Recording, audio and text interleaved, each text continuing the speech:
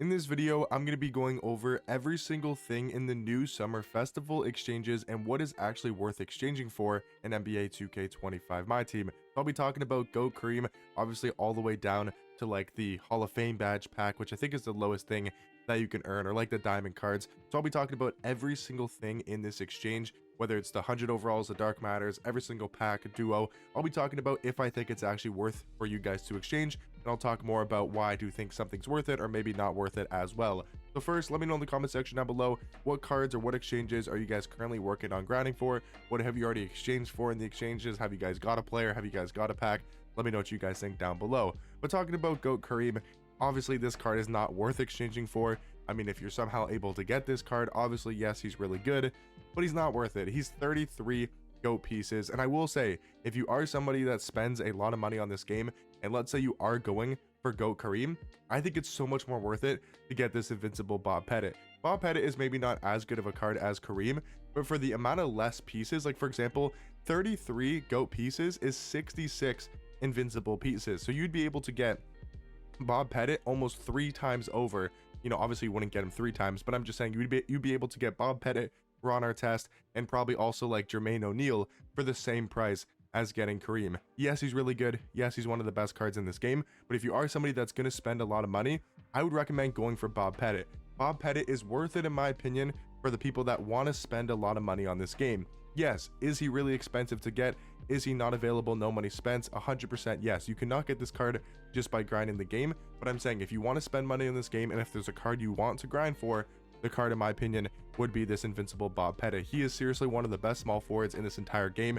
They gave him a crazy jump shot, Patty Mills base with the Colin Sexton upper on very quick timing, Pro 2 fade, best dribble sigs. Like, he's the second or best small forward in this entire game alongside Invincible Giannis. So again, for the people that want to spend money on this game, want to grind the game a ton and get a top tier card from this festival, in my opinion, you know, Ron Artest isn't worth it.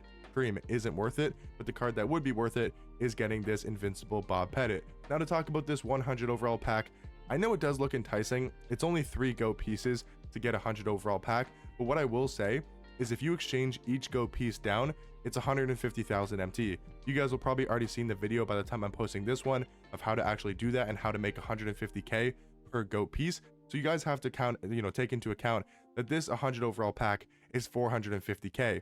Is there many 100 overall cards that go for more than 450k? There is obviously some for sure, like Tracy McGrady, he's definitely over 450, right? If you look at Shea and Yao, obviously these cards are a lot more than 450k, but there's also a lot of ones that are definitely not over 450k, like an Oscar Robertson, right? I don't think he's over 450. You know, and you also can't sell the cards as well. Patrick Ewing, no way he's that expensive. James Worthy, I wouldn't expect him to be that expensive. And again, even if they go for more than that value, like a Dwight might go for more than 450, but is he worth that amount of MT to not have to be able to be sold? I don't personally think so. That's why with this 100 overall pack, I just don't think it's worth the risk in my personal opinion. Unless you're somebody that just likes to take a gamble, this could be a Patrick Ewing or it could be a Yao Ming. So it could either work out really, really good for you or it can work out really, really bad.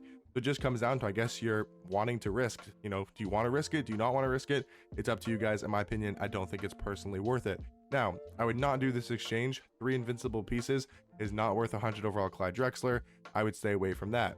Now, Eric Spoelstra, on the other hand, debatably worth it. I mean, he is a really good coach card. I'll go show you guys his stat upgrades over in season 7. If you go to the summer festival and you go to Eric Spoelstra, he's a really good coach card. Plus 6'3", plus 6 interior defense, plus 6 block, plus 6 speed, plus 6 stamina, and plus 6 agility. He's the best coach card in the game. He is very good. 4 invincible pieces, I would say for a majority of the community, not worth it, because you'd rather go make the MT or obviously go grind the game and get players. So is he worth it for a majority of the community? No. But if you're somebody that's going to, again, spend money on this game, or you're going to grind this game like crazy and get every single event piece possible, is it maybe worth it if you have no coach? Potentially. If you have no coach and you want a really good coach that's going to be usable for the rest of the year, then yeah, it could be potentially worth it. So I think he's somewhat worth it in my personal opinion. Now, talking about the dark matter packs here, 4 invincible pieces at this stage of the game for a dark matter option pack that only allows you to choose between 3 cards and you only get to pick one. It's not worth it, because that's most likely going to be J.R. Smith, Cat, Jokic, or Tyrese Halliburton, MPJ, and, you know, Jokic, or, you know what I mean? Like Curry, Brunson, and D-Mitch. It's just not worth it. It's going to be a horrible option pack. There's a very, very, very low chance that you get like a Beasley, you get a Dikembe, you get a, you know, Kawhi Leonard, right? The best dark matters in this game. It is a very low chance. So in my opinion, it's just not worth it. I would much rather have Eric Spoelstra as your coach. I think that's a much smarter move to spend the same amount of invincible pieces. Go spend the 4 on Spoelstra. Don't spend the 4 on the dark matter pack. And definitely do not spend 3 invincible pieces on a dark matter, not even option pack. Do not do that. Now, Hedu Turkoglu is another card that I would definitely not do. He has 5,100 overall pieces. That is insane. He's a good card, but he's not a great card. He's not worth 50. He would maybe be worth like the 20, 25 that Gilbert Arenas is going for. I think between these 300 overall cards, the only one that makes sense to be worth it is Jermaine O'Neal, because he's an amazing card. He's 6'11" at small forward, 7'3" wingspan. They gave him a really good jump shot. I think it's a Tyler Smith base. Could be wrong on it, but Kevin Durant upper on very quick, Pro 2 fade, really good dribble sigs. Now, you are technically able to get this card no money spent. If you do absolutely everything, you grind all of the challenges available, you get the 2 GO pieces on the Sundays. If you play King of the Courts and you get at least top 50% and you get 200 overall pieces, which is a total of 4 from King of the Court, 2 this weekend, 2 next Saturday. If you do everything, you grind every single challenge possible, you are able to get this card no money spent. But that means you're pretty much sacrificing getting anything else from this festival, but it might be worth it because he is really, really good.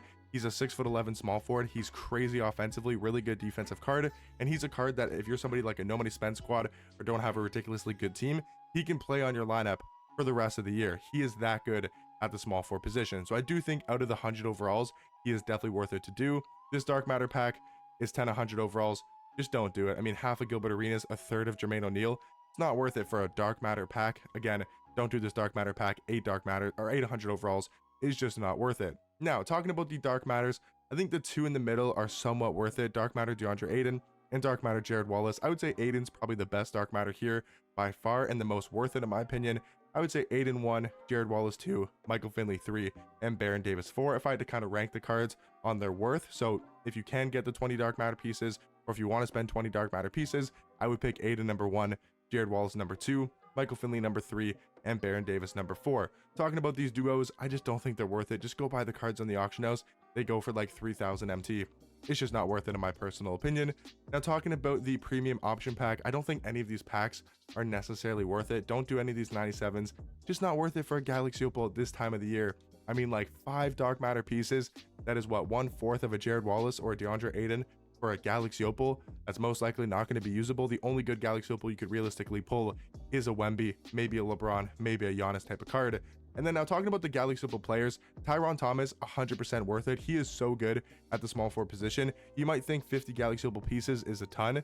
And yeah, it's quite a bit, but it's only 10 dark matter pieces because 1 dark matter piece equals 5 Galaxy Opals. So all you need to get 50 is 10 dark matters. So that's the same price, or that's actually cheaper than Baron Davis. It's, you know, half the price of Jared Wallace or half the price of DeAndre Ayton, and he's probably a better card than Jared Wallace, and he's probably not that much worse and maybe even better than DeAndre Ayton. So he is 100% worth it to do in my personal opinion, especially out of the Galaxy Opals. None of the other Opals are worth it in my personal opinion. Cameron Thomas is okay, Jared McCain is okay, and this Ronnie Sackley card is honestly not that great. Talking about this next duo, again, I just don't think the duos are personally worth it, but these next 2 exchanges are really worth it. The free 10-pack box, making sure you guys are doing this, 4 Galaxy Opal pieces is 100% worth it to do, and also these legend badges, you have a limit of 3. It's only 2 Galaxy Opal pieces. You need 6 Opal pieces to get the 3 legend badges. 100% make sure you guys are doing this. I think it is 1000% worth it to do to get those 3 legend badges in your collection. Talking about the pink diamonds, DeMar Carroll looks actually really good. If you guys are like a newer player to this game, or if you don't have a good small forward and you need somebody that's only like 12 pink diamonds, which is absolutely nothing, I do think DeMar Carroll is 100% worth it to do if you're a newer player in this game. Payne Watson's okay for a newer player. Lonnie Walker is not great. I would stay away from him. Now, it's only 3 pink diamond pieces for Bilal Coulibaly and Keyshawn George. This duo is somewhat worth it in my personal opinion. The dark matter packs, or sorry, the 95 plus packs, not worth it. The season 6 super packs are actually worth it in my opinion. Only 5 pink diamond pieces. I think this is worth it to do 5 times. It's only 25 pink diamond pieces, which is really not that much. But I think this is actually worth it to open up these super packs. I do think it's a smart idea. There's a chance you might pull something really, really good. And then you have these 92 plus packs, not worth it. You know, the badge pack and the shoe takeover pack. Again, I talked about it in my way to make MT video. So if you guys want to go watch that, make sure to do that. That's not the best way to make the MT in this game. When I'm talking about the 150k from the GOAT piece. That is not with these packs. You make about 100,000 MT per GOAT piece if you were to downgrade it to a badge deluxe pack or a diamond shoe plus takeover pack. So again, it's not the best MT making method, but it is a very solid one. You can make about 100,000 MT. And then the 3 diamond cards, Ronnie Carney is really good. Again, if you're a newer player to this game, you don't have many cards in your collection, he is a really good shooting guard. Jordan Crawford's also very solid as well. And then I would just stay away from these packs down here.